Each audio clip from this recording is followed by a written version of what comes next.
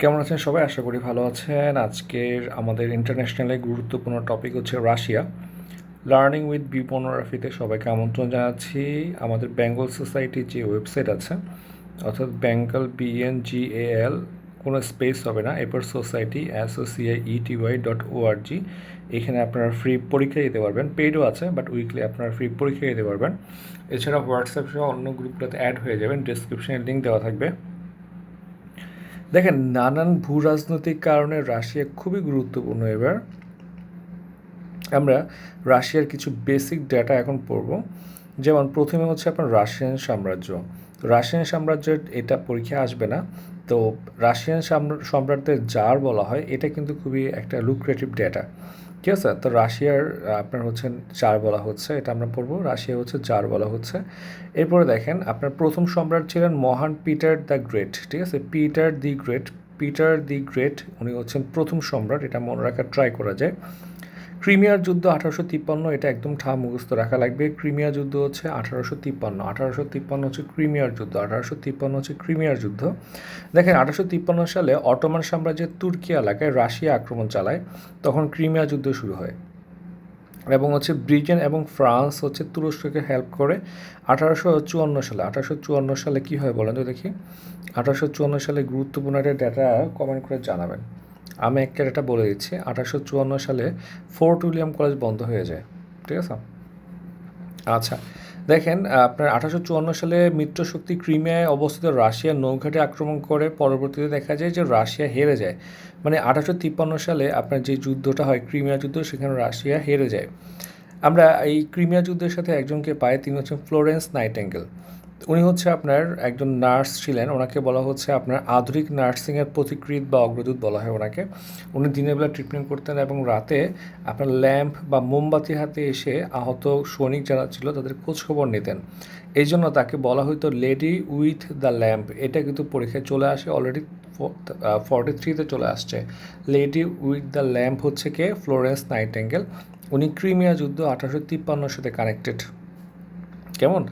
আর হচ্ছে উনি হচ্ছে ইতালির নাগরিক। এটাও পরীক্ষা হুট করে চলে আসতে পারে। ইতালির নাগরিক ফ্লোরেন্স নাইটেঙ্গেল। পরবর্তী সময়ে আপনারা জানেন যে ক্রিমিয়াতে একটা গণভোট হয়, সেটাতে হচ্ছে আপনার রাশিয়া পরবর্তী সময়ে আপনার ক্রিমিয়ার দখল করে। আর রাশিয়াকে এই জন্য আপনার G8 সংস্থা থেকে বহিষ্কার করা হয়। বর্তমানে সদস্য 7টা, G7, এবং এখানে একমাত্র এশিয়ান দেশ হচ্ছে জাপান। মনে রাখার ট্রাই করবো আমরা। বিপ্লব সবগুলো ইম্পর্টেন্ট। বিপ্লব নিয়ে অলরেডি একটা ভিডিও বানানো হয়েছে। বিপ্লবের আপনার সালগুলা কিংবা হচ্ছে বিপ্লবের পার্টিগুলা, এগুলা যখন যেটা যারটার জন্য ইম্পর্টেন্ট আর কি। যেমন ভেলভেট, তারপর হচ্ছে রোজ রেভলিউশন, জেসমিন, রুশ, ফ্রেঞ্চ, হ্যাঁ, আরও অনেকগুলো আছে। যাই হোক, দেখি আমরা। প্রথমটা হচ্ছে আপনার পেট্রোগেটে হয় 1917 সালে, যখন বেলফোর ঘোষণা হয়। ঠিক আছে? বেলফোর ঘোষণার মাধ্যমে ইসরায়েল 1948 সালে প্রতিষ্ঠিত হয়। সো এটা আশা করি আপনারা জানেন ইতিমধ্যে, না জানা লিখে রাখেন। সেই আপনার 1917 সালে দেখেন যে আপনার রেড ক্রস, আইসিআরসি, আপনার হচ্ছেন আইসিআরসি 3বার নোবেল পুরস্কার পায়। ঠিক আছে? একটা হচ্ছে 1917, একটা হচ্ছে 1945, আর একটা হচ্ছে আপনার 1963। 3বার নোবেল পুরস্কার পায়। তার মধ্যে দেখেন এই 1917টা কিন্তু এখানে কমন পড়ে গেছে। সো আপনারা যখন পড়াশোনা করবেন তখন ওই জিকে বা সাল যখনই যেটা কমন হয়ে যাবে ডেটা, সেটা পাশে লিখে রাখবেন, এতে আপনার রিভিশন দিতে ইজি হবে। যাই হোক, দেখেন পরবর্তী সময় বলশেভিক বিপ্লব হয় 17তে। এটা হচ্ছে অক্টোবরে, আগেরটা হয়েছে ফেব্রুয়ারিতে। তো অক্টোবরে যেটা চলে যে অস্থায়ী রাশিয়ান সরকার, মানে এখানে যেটা হয়েছে যে আপনার যার দ্বিতীয় নিকোলাসকে আপনার ঘাট ধরে বের করে দেওয়া হয়। ঠিক আছে? যার দ্বিতীয় নিকোলাস, এটা মাথায় রাখবেন। পেট্রোগেটের মাধ্যমে হচ্ছে যার নিকোলাসকে হচ্ছে কী করা হয়, ঘাট ধরে বের করে দেওয়া হয়। এবং হচ্ছে আপনার আপনার ডুমায় নির্বাচিত প্রতিনিধিগণ হচ্ছে অস্থায়ী রাশিয়ান সরকার গঠন করে, কিন্তু তারা হচ্ছে খুবই বাজেভাবে কাজ করতেছিল, মানুষের দাবি পূরণ করতে পারে নাই। সেই জন্য হচ্ছে আপনার আরেকটা বিপ্লব হয় আপনার অক্টোবরে, এটা লেনিনের নেতৃত্বে, এবং এটাকে বলশেভিকরা বলে। তো এটাও হচ্ছে আপনার ওরা হেরে যায়, ওরা জিতে যায়। ঠিক আছে? তো ওরা জিতে গিয়ে একটা বিশাল বড় বিপ্লব করে। আমরা মানে রুশ বিপ্লব বলতে যেটাকে বুঝি, সেটা হচ্ছে অক্টোবর বিপ্লব মূলত। যাই হোক, দেখেন ইতিহাসে এটি বলশেভিক বিপ্লব নামে পরিচিত। সারা জাগানো এই বিপ্লবের স্থায়িত্ব ছিল মাত্র 10 দিন।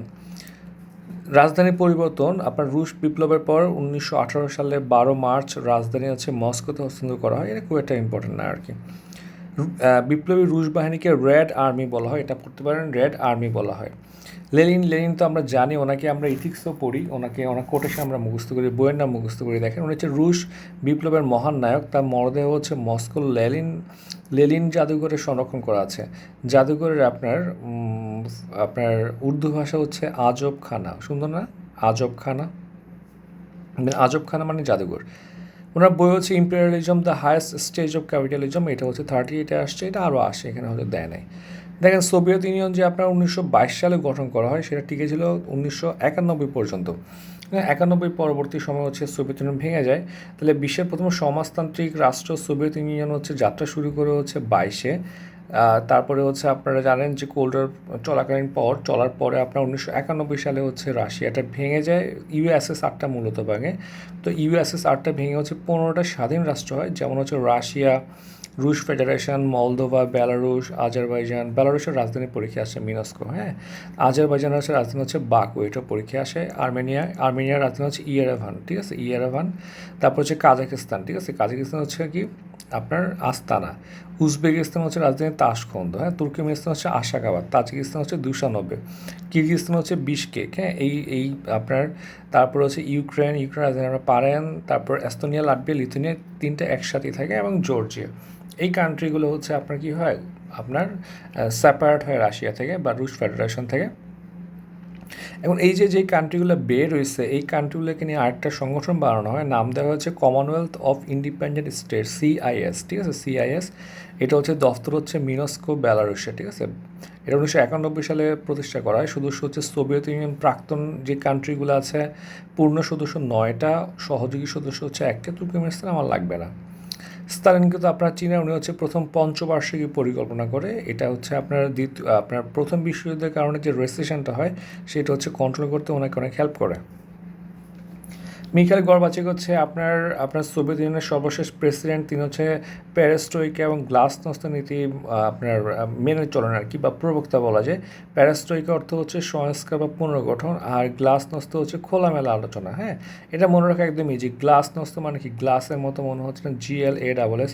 কখন আপনি গ্লাস দিয়ে চা খান কিংবা হচ্ছে গ্লাস দিয়ে হচ্ছে পানি খেয়ে আড্ডা দেন, কারণ খোলামেলা আলোচনায়, ঠিক আছে। তাহলে গ্লাসনস্ত হচ্ছে খোলামেলা আলোচনা।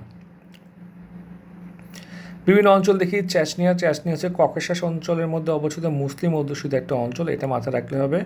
চেচনিয়ার বর্তমান নাম হচ্ছে ইকচেরিয়া, ঠিক আছে, সেটা মাথায় রাখতে পারেন, ইকচেরিয়া। তারপর হচ্ছে আবখাজিয়া এবং দক্ষিণ ওসেটিয়া, এটা হচ্ছে আপনার জর্জিয়া থেকে দখল করে পরবর্তীতে এই দুইটা জায়গাকে হচ্ছে স্বাধীন রাষ্ট্র হিসেবে রাশিয়া ঘোষণা করে দেয়।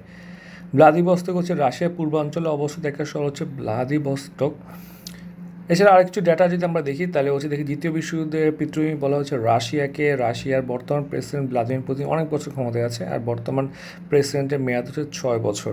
তাহলে রাশিয়ার ক্ষেত্রে হচ্ছে আমরা মোটামুটি দেখবো এটার হচ্ছে আপনার 14টা দেশের সাথে আপনার এটার একটা বর্ডার শেয়ার করে। এছাড়া মোটামুটি যা পরীক্ষা আসে মোটামুটি আমরা পড়ে ফেলছি। আপনারা ভালো মতো ক্লাসটা করবেন এবং কোনো সমস্যা হলে জানাবেন। সবাইকে অসংখ্য ধন্যবাদ।